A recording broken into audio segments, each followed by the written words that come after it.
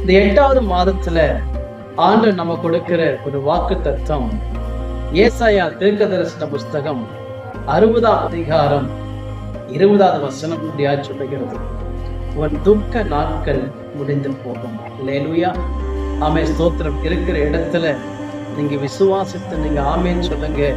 கர்த்தர் உங்களுடைய துக்க நாட்களை முடிவுக்கு ஆண்டவர் கொண்டு வர போகிறார். அநேக நாட்களாக காத்திருக்கிறீங்களோ, உங்களுடைய காத்திருக்கிறதுக்கு உண்டான பலனை, அதனுடைய முடிவை ஆண்டவர் இந்த 8வது மாதத்துல காணும்படி கர்த்தர் கிரியை செய்ய வல்லவராக இருக்கிறார்.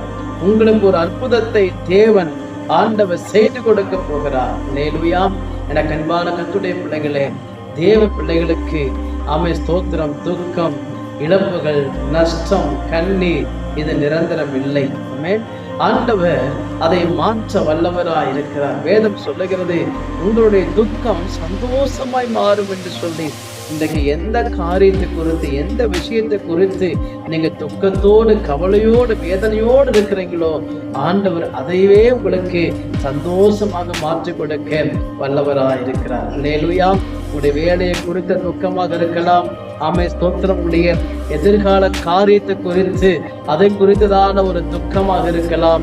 ஆமே, ஸ்தோத்திரம். உங்களுடைய கடன் பிரச்சனை, அதை குறித்ததான ஒரு துக்கத்தோடு, பாரத்தோடு, வேதனையோடு கூட இருக்கலாம்.